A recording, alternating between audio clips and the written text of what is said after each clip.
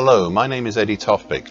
I'm Head of Technical Analysis and Senior Markets Analyst at ADM Investor Services International Limited, and here is your weekly technical analysis of the Chicago soybean complex.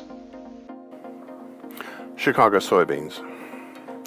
The major recent feature here on this daily chart continues to be the gapping changeover action in mid-May. What it did was accelerate a previous move down, one that had been codified by the weekly key reversal down made in the second week of May. The changeover gap action took out the previously highlighted congestion at 1378. The congestion had been evident late last year as well as March this year. This is now resistance. This move down also highlighted the March to date action as being a bearish halfway hesitation. Interestingly, the gap lower punched right down through the potential target for this bearish pattern in the 1350 area. Then 2 weeks ago, prices made the momentous move, not the obvious one of punching and closing below the middle tine of the acute March to April bearish Andrews pitchfork, which is currently at 1274, which is highlighted in dark blue on my daily chart. Now, don't get me wrong, this was a significant move, but it was the move below the key 1300 level to which I'm referring to. See, the well-known Chicago pit cry was no more. Beans were no longer in the teens. At the same time, we saw prices punch down through and close below the 50% Fibonacci line of the April 2020 to February 2022 move at 1289, as if it wasn't even there. This had been the first support of note below the middle tine. Further falls came, with the market taking out the 50% Fibonacci line of the May 2019 to February 2022 move at 1275. Halting briefly at the late last year congestion support at 1243. Then at the start of this week, prices punched down through and closed below December 2021 low at 1223. Yesterday, the market tried even lower, down towards a combination of descending lower tine, currently 1179, and a 2021 low at 1181. However, yesterday's action ended as an indecisive doji cross, admittedly, with a really long tail on it. It also set up the opportunity for the 3 working days of this week so far to become a possible bullish morning doji star pattern. We'll have to see how this develops. I'd now like to introduce once again my comments from 11 weeks ago when I addressed some possible answers on what could be next by looking at the longer term charts. And I quote, "The possibility that we now had a February 2021 to date bear flag. This has set up the opportunity. It'll be very much now depend on 2 factors. Will the market halt at the congestion at 1378 that had formed the lower trend line of the descending triangle from late last year? And if not, will it halt at the July 2022 low at 1304? If the answer is no to both, then we may well have a bear flag formation, potential down as far as the 1120 zone. End of still quoting, quite a big move if it does come about, and that's the end of the quote. We have come along way towards seeing that second potential down the 1120 zone. However, there is one other point I'd like to raise, and it's something I have spoken about now for a couple of weeks. On the longer term charts, I have highlighted the 5-year moving average, currently 1179.5.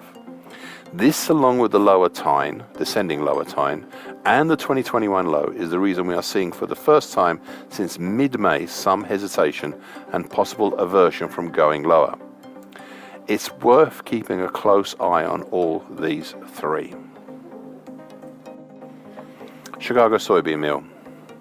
I feel obliged once more to start this commentary noting the monthly key reversal down here in March. This has been the key and the start of what has been the most recent move lower. The bigger picture here, well, that has for months now had different patterns crashing in and out of each other. The biggest pattern here has been the May to date, seemingly broken, then repaired, then apparently broken again, ascending, expanding wedge pattern. A huge pattern that I pointed out many, many months ago. It was never a perfect pattern by any means, but it is finally working. To assist in seeing this pattern, I highlighted it here on my daily chart in dark blue, but the upper trend line is slowly exiting top left. However, it's worth noting that the lower trend line of this pattern is also the neckline of the huge December 2021 to June 2022 head and shoulders pattern, currently at 424.30. The break lower in May, below this trend line and neckline combination, from this, let's be honest, huge pattern, indicates a potential primary target still well off the bottom of my daily chart at the incredible 324 zone. And a secondary harder to reach, much harder to reach target in a 283 zone. These are the ones to write in the back of your diary and maybe look at once or twice a year. There is, however, a nearer, more immediate pattern or patterns to look at. To start with, we had a bearish halfway hesitation formed over mid-April to late May. This had a target X1 in the 390 zone. This past Tuesday saw the market reach down to that target.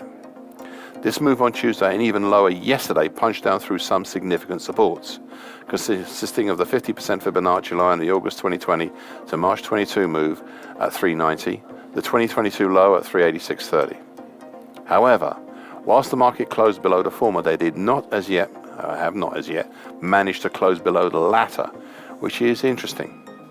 Why this interest? Well, the 3 days of this week seem to be forming a possible bullish morning star pattern right now. This is the first bullish pattern since early May, let's say. I cannot tell as yet whether this is a relief rally after so many weeks of declining or whether it is a true bottom, but I'll be watching out for that. Now, one final point, and something I only noted today on my long-term monthly charts, and that is with less than half the year gone, 2023 is set up to possibly be an annual key reversal. It's a long way to look ahead, but here we go. If we were to close on New Year's Eve 2023, either above 471 or under 399.10, then we'd be on. Anything in between and would have a lesser outside year. Right now we're looking at a possible annual key reversal down, but we still have so many months to go. Chicago soybean oil. The key pattern here, which I highlighted some while ago, is the late November 2022 to date descending wedge pattern. This is easily seen as it's highlighted in purple on my daily chart and is currently between 50.97 and 46.31. This pattern ties in with my comments from 10 weeks ago when I looked at the longer term picture and said at the time, and I quote, "Looking at a longer term chart and we can see a topping action in formation, though whether it is a lopsided head and shoulders top or a lopsided diamond pattern is still a little open. What we can see is that the 51.10 to 51.20 area is key because of the low from December 2021. Below that, we seem to have a fairly free area until the 50% absolute Fibonacci line at 43.82, end of quote.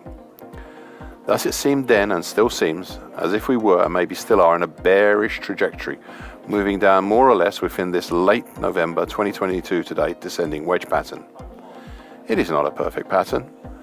We could hardly expect it to be after over 6 months of continuous discipline. And we saw the first signs of that 2 weeks ago when the lower trend line was breached.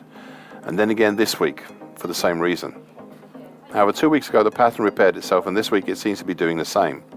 As yesterday saw the 2014 high at 45.04 breach, but the market failed to close below it. Indeed, this week's action has elements of a potential 3-day bullish morning doji star pattern, as we've also seen in beans and meal. I suspect that the reason we are seeing this is because we are so close now to the 50% absolute Fibonacci line at 43.82. Below this we seemingly have limited support at 42.65 and 41.15, and we only start seeing something significant down at the 2021 low at 40.52. However, before we start looking that far, I looked again at the longer term monthly charts and I noted the last of the longer term moving averages has been tested, breached even, but has so far held up. The rising 5-year moving average, currently at 45.87, is ahead of the 50% absolute Fibonacci line. It's something to be aware of.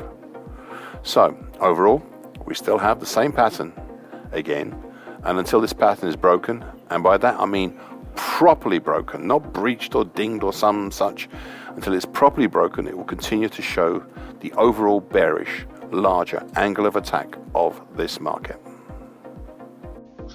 Thank you for listening. This weekly broadcast gives the essential market patterns and consequences. Please be aware of the risk disclaimer posted both at the front and the back of this broadcast. Copyright is Eddie Tofpik and ADM Investor Services International Limited. And here comes the final important bit.